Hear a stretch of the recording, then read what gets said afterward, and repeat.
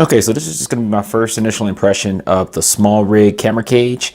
I actually just got it in yesterday, and I believe it or not, I found it on eBay. I was actually getting ready to buy a brand new one off of Amazon. So I actually think, considering everything I read so far about it, build quality, the ease of use, I was just going to pick it up for what they were asking because I thought the price was pretty good. However, I found it on eBay.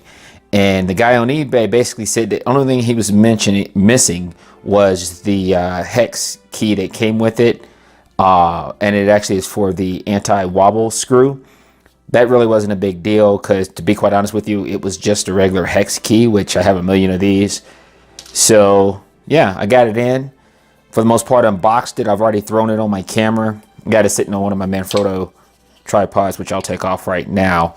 But, I'm going to leave it on. I've been pretty impressed with the quality so far. Mainly because, when I took it out of the box, picked it up, you can just tell first off, it's a piece of aluminum alloy. Very, very solid.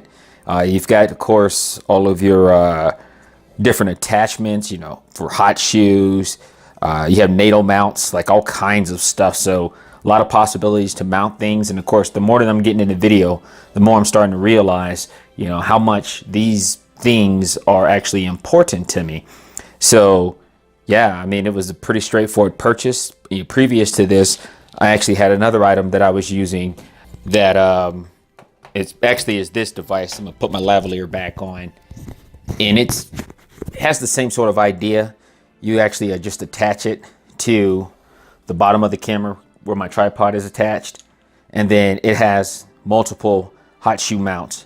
Granted, you don't have the NATO rails, you don't have really a whole lot more options other than that, and then it's kind of cumbersome. The good thing is it provides a handle, so once you do mount it to the camera, I put it on this side because the camera handle is on that side, so I could actually hold it like that. The good thing about this device is it was really, really cheap.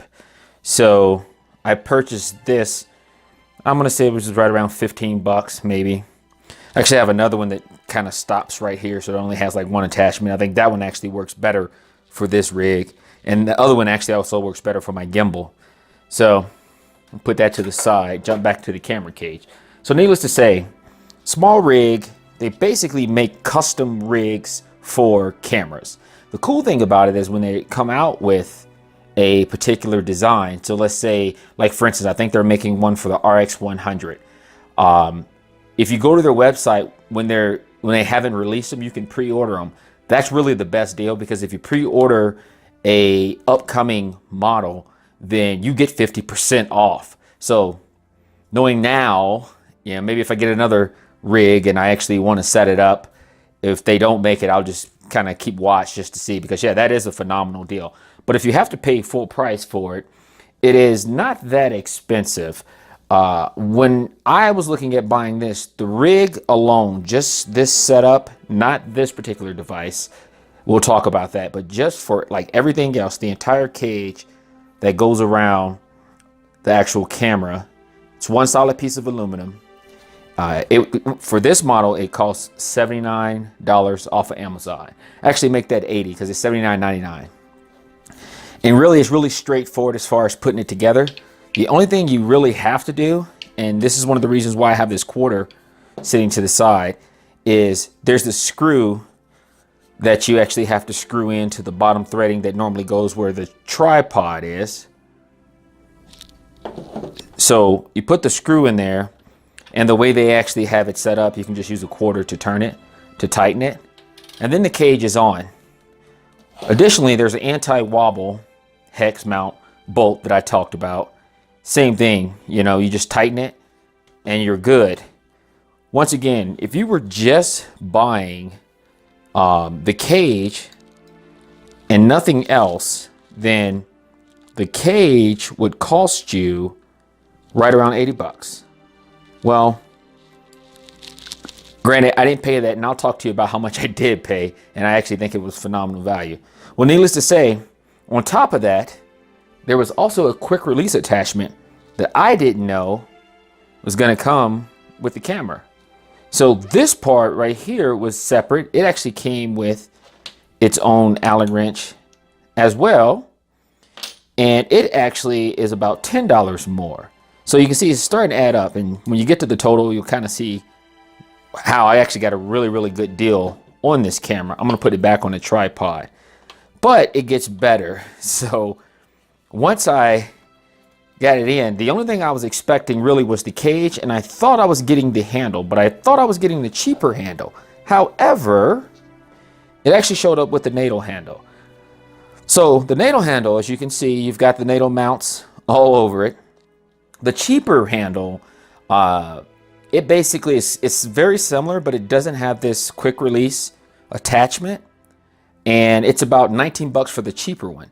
This handle on the other end is like way more expensive. So it can go anywhere from 80 bucks for the NATO cheese handle, or it can go for about $49, give or take. So in all actuality, this setup with the quick release, the cage, and then also the handle, if I had bought everything new, it would have cost me anywhere from $140 all the way up to about $170.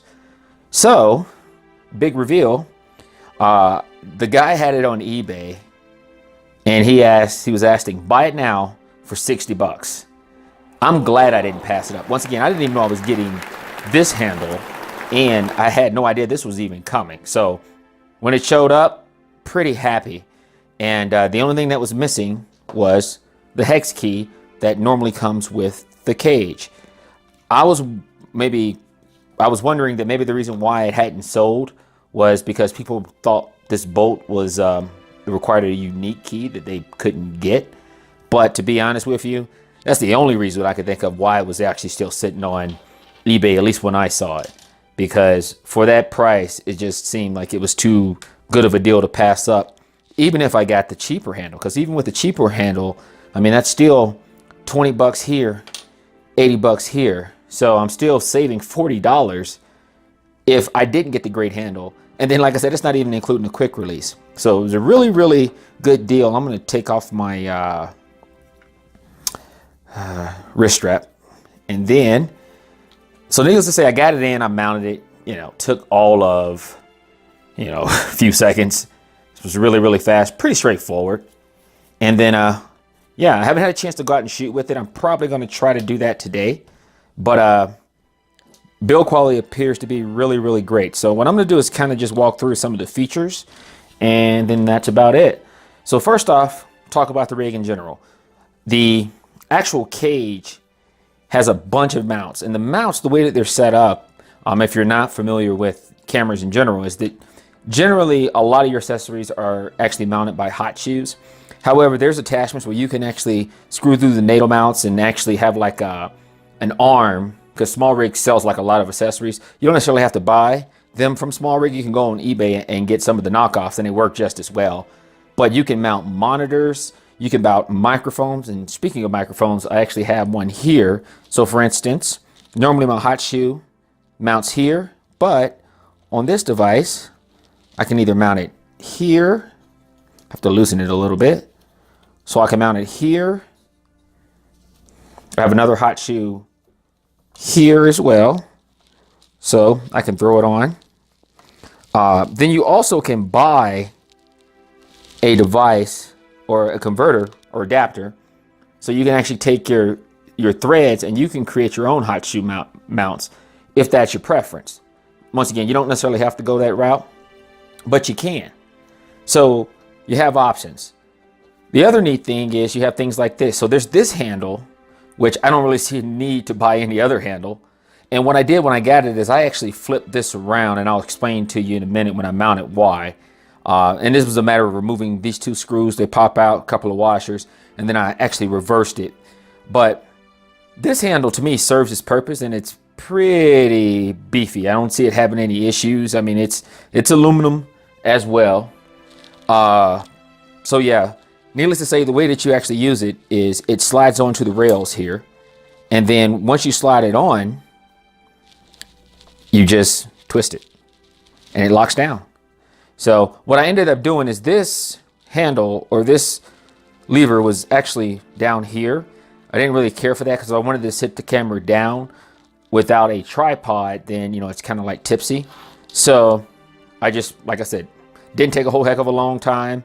I actually used, which I thought was a really cool feature, the Allen wrench that's built into the handle. This actually came with this. So I'm like, how cool is that? They figured it out. And then it's magnetic. So all you have to do, put it back in there and it stays. In addition to that feature, you also have hot shoe mounts built into the handle. So there's one here. There's also, and what I'll do is I'll use my, there you go. So there's one here and there's one here. So if I want, I can mount my microphone or lighting, like I said, or a screen or something else over here. So there's a lot of possibilities. As a matter of fact, my next setup, since right now I'm not filming on this, I'm actually filming on my other camera. Actually, sorry, I'm filming on my 9 Plus. My next setup, I already have new lighting. Haven't reviewed that, but I'm gonna mount the lighting on the rig, and then of course the mic, the external mic. Although I'm recording this with my lavalier right now, and I'm starting to really enjoy using my lavalier versus using the Rode shotgun mic. So maybe back and forth depending on what the application is, what I'm actually filming. So like I said, it's pretty sweet, you know, setup, I believe. And then once you get everything like torqued down where you want it, like I said, if you wanted to do some hand carrying shots, if you still wanted to shoot still, so that was my other concern, you can bring the screen out and you have to do this just a little bit to get it to clear the bottom here. Not really that big of a deal. The only really issue I see here is if I want to sit in front of the camera and film and actually look at the screen. So that's one of the ones where, you know, I'm gonna have to either move this off, which that's not a big deal because all you have to do is take a couple of screws and it pops off, or I could compromise a little. I could go ahead and take my handle either off, or I can just reposition it, because right now I can move this out of the way. I can mount my handle up here this way. Granted, because I swapped this around, that means I would just have to swap it back so the lever is in the front. I could also mount the handle this way and it's there, or I can just leave the handle off, no big deal. And then that way, if I really wanted to flip around and see more real estate on the screen, I can. But once again, it'll be kind of canted. So if I just really wanted the screen to be able to turn all the way and fully articulate, I actually just need to take this device off. So not a big deal. Like I said, otherwise, I have absolutely no complaints. And I saved a ton of money. Oh, the one thing that I do want to discuss is the weight. So it's not really adding a whole heck of a lot. I know that this cage was 198 grams.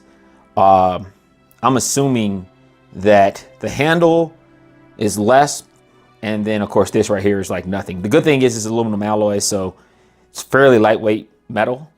I don't really see having any issues carrying this setup at all. And, you know, like I said, there's nothing that can really go wrong. So when I go, you know, vacation or I'm just out shooting, I'm not worrying about things failing on me or things falling off, more importantly, and breaking, things that are way more expensive than the cage. And then it also adds an additional amount of protection for my camera. So the one thing that I did try when I first got this is I attempted to shoot stills and just shot a couple of test shots just to see if this was going to be awkward. Because if you remember from my previous videos, I like the manual focus. So when I'm holding my camera, this is generally how I'm holding my camera. And I brace with my hand, and of course I turn my focus ring. So probably look at it this way. Yeah, so then I focus like this. And then, I'm sorry, I'm using not the focus ring, but I'm changing the length. Okay, So when I'm focusing like this, kind of awkward, but needless to say, when it's up towards to my eye and I'm holding it, it actually feels okay. The one thing that I would probably do, however, if I'm going to shoot stills primarily, I would take this off, because to me, this is really the only piece that gets in the way. And it's because here it kind of sticks out just a little bit, but no big deal. So yeah, I would probably take this off and I believe I'm good. So yeah, in a nutshell, I'm pretty happy with this purchase, and I'm all about cheap camera equipment. So yeah, if you have any questions, feel free, leave them in the comments section. And yeah, like this video, don't like it, whatever. And then until the next time, signing off.